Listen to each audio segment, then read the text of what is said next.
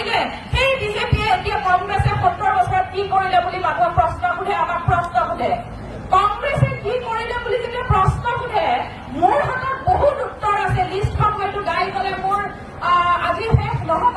তথাপিতো মই কওঁ শুনক কংগ্ৰেছে কি কৰিলে। কংগ্ৰেছে এইমছ পাতিলে, কংগ্ৰেছে ইছৰ পাতিলে, কংগ্ৰেছে আপোনালোক আমি ইয়াত থকা সকলো মানুহ জন্ম হোৱা যিবোৰ হস্পিটেল, স্কুল, কলেজ, মহাবিদ্যালয় এই সকলোবোৰ কংগ্ৰেছে পাতিলে। কিন্তু গতিকে যেতিয়াই আপোনালোকক কোনোবাই প্ৰশ্ন কৰিব কংগ্ৰেছে কি কৰিলে, কংগ্ৰেছে এইবোৰ কামেই কৰিলে। কংগ্ৰেছে ৰাস্তা বনালে, কংগ্ৰেছে ৰেল লাইন বনালে, কংগ্ৰেছে জাহাজ ঘাট বনালে, কংগ্ৰেছে আটাইতকৈ ডাঙৰ কাম ব্ৰিটিছৰ হাতৰ পৰা দেশখন স্বাধীন কৰিলে। ইয়াত আৰু কি কৰিব লাগিছিল 70 বছৰত? যি বিজেপিয়ে কলা ধন অনাৰ কথা কয়, যি বিজেপিয়ে চুইচ বেংকৰ পৰা কলা ধন আনি 15 লাখ টকা সকলোৰে একাউণ্টত সোমোৱাম বুলি কয়, সেই বিজেপিয়ে ভাৰতৰ আটাইতকৈ ডাঙৰ বেংক SBI-টোক আজি কলা কৰি পেলালে। এইবোৰ কথা জানো মানুহে জনা নাই? তেওঁলোকে চুইচ বেংকৰ পৰা 15 লাখ টকা আনিছে, কাৰ কাৰ একাউণ্টত সোমাইছে মুখখন দাঙি দিয়ক পাৰিবনে কোনোবাই? নোৱাৰে। বিজেপিয়ে কেৱল মাত্ৰ জুমলাবাজি কৰিব জানে, বিজেপিয়ে কেৱল মাত্ৰ মিছা আৰু মিছাৰ প্ৰতিশ্ৰুতি দিব জানে, মানুহক দুৰ্বল বনাব জানে, তাতকে বেছি বিজেপিয়ে একো কৰিব নোৱাৰে। আজি আমি এই বিড়ম্বনাৰ সৈতে ইয়াত ভাষণ দিব লগা হৈছে। আমি আৰু কিছুমান কথা কবলৈ ওলাইছো। আপোনালোকৰ চাগে আজি কিছু বছৰ আগত মনত আছে, কৰোণাৰ নামত খুব তালি বাতি বৰুৱালে, মনত আছে নে নাই? কৰোণাৰ নামত থালি বাতি বৰুৱালে সেই বিজেপিয়ে ইনজেকশ্যনৰ নামত আজি দুদিনমান আগতে ইলেক্ট্ৰল বণ্ডৰ প্ৰকাশ পোৱা যি তথ্য প্ৰকাশ পাইছে, কোভিডৰ যিবোৰ ভেকচিন দিলে সেই ভেকচিনবোৰ কেৱল আৰু কেৱল ভেজাল ভেকচিন দিলে, যিবোৰে আমাৰ দৰে উঠি অহা ল'ৰা ছোৱালীৰ হাৰ্টৰ বেমাৰ কৰিলে। আজিকালি আমি প্ৰায় শুনিবলৈ পাওঁ যে আমুকৰ হাৰ্টৰ বেমাৰ হৈ মৰিল, আমুক জীৱনকৈ পটককে মৰিল। এই কথাবোৰ আমি শুনিবলৈ পোৱা হৈছো।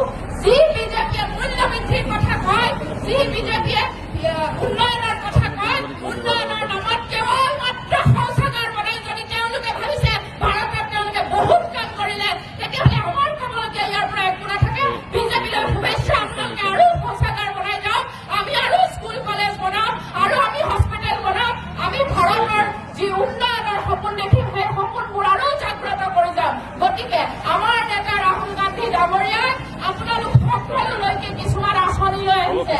এই লিফলেটখন মই আপোনালোকক দেখুৱাব বিচাৰিছো। ইয়াত কিছুমান কথা উল্লেখ আছে, তাৰ ভিতৰত কেইটামান মাত্ৰ মই বিশেষ কথা উল্লেখ কৰিব বিচাৰিছো। ইয়াত থকা প্ৰত্যেকজন নিবনুৱা, এই পথালি পাহাৰৰ প্ৰত্যেকজন নিবনুৱা কথা, অসমৰ প্ৰত্যেকজন নিবনুৱা, ভাৰতবৰ্ষৰ প্ৰত্যেকজন নিবনুৱালৈ, শিক্ষিত যুৱক যুৱতীলৈ প্ৰথম চাকৰিটো গেৰেণ্টি দিছে আমাৰ নেতা ৰাহুল গান্ধী ডাঙৰীয়াই। খালী পদত 30 লাখ চৰকাৰী চাকৰি আমাৰ যদি কংগ্ৰেছ চৰকাৰ আহে তেতিয়াহ'লে খালী পদত নকৰল কৰা হ'ব। নেক্সট আহিলে আমাৰ মহিলাসকললৈ, মহিলাসকলক মই আকৌ এবাৰ সুধিব বিচাৰিছো, আপোনালোকে 1200 টকাৰ চিলিণ্ডাৰ পাইছেনে নাই? ফ্ৰী চিলিণ্ডাৰ পাইছেনে নাই? যি কংগ্ৰেছে 70 বছৰত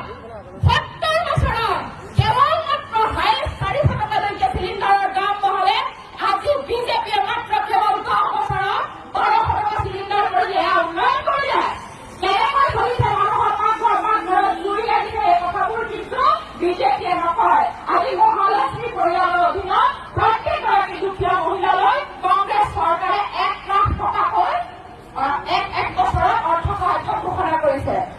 কেন্দ্ৰীয় চৰকাৰৰ নতুনকৈ সৃষ্টি প্ৰত্যেকটো চাকৰি 50% মহিলাৰ বাবে সংৰক্ষণ কৰা হ'ব বুলি কৈছে। আশা, স্পেচিয়েলি আশা, অংগনবাদী আৰু মধ্যাহ্ন ভোজনৰ মহিলা শ্ৰমিকসকললৈ এতিয়া কিমান দৰমহা আছে তাতকৈ দুগুণ কৰা হ'ব বুলি আমাৰ নেতা ৰাহুল গান্ধী ডাঙৰীয়াই প্ৰতিশ্ৰুতি দিছে।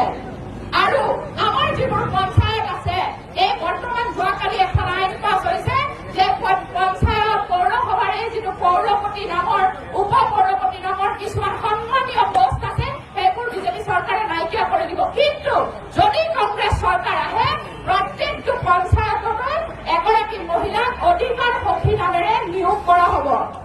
আৰু ইয়াৰ পিছত আহিলে আটাইতকৈ ডাঙৰ কথা, মই নিজে বিহপুৰীয়াৰ ছোৱালী। আমাৰ ইয়াত খেতি কৰা মানুহৰ সংখ্যা সৰহ, কৃষিজীৱী মানুহৰ সংখ্যা সৰহ। বিজেপিয়ে আহি কি কৰিলে জানেনে? এই GSTৰ নামত কৃষিত ব্যৱহৃত প্ৰত্যেকবিধ সাৰ, বীজ সকলোকে GST লগাই দিলে। যি কংগ্ৰেছ চৰকাৰ আহিলে কিন্তু এই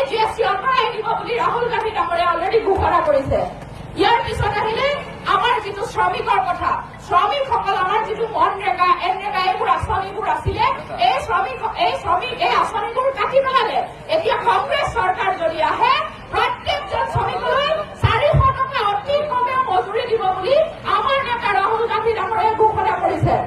ইয়াৰ পিছত আহিলে অনুসূচিত যি আমাৰ বিহপুৰীয়া বিশেষকৈ লখিমপুৰৰ অঞ্চলৰ বহুত জাতি জনগোষ্ঠীৰ লোক আছে।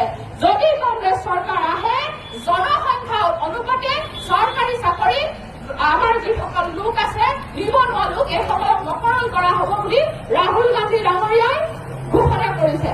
গতিকে মই আপোনালোকক বৰ বিশেষ কথা নকওঁ, আমাৰ সন্মানীয় বক্তাসকল আছে তেওঁলোকে বিভিন্ন কথা কব।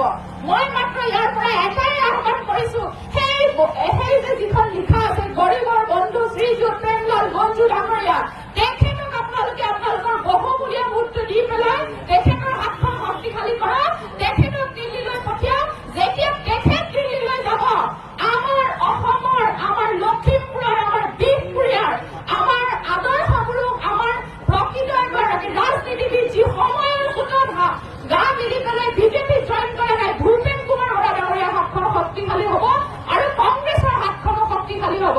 গতিকে মই ইয়াৰ পৰাই ইয়াত উপস্থিত সকলো জনসাধাৰণক লগতে আৰু আপোনালোকেও যাতে 2-4জন আৰু 5জন ভোটাৰক ক'ব পাৰে, তাৰ কাৰণে আমাৰ কিছুমান লিফলেটৰ ব্যৱস্থা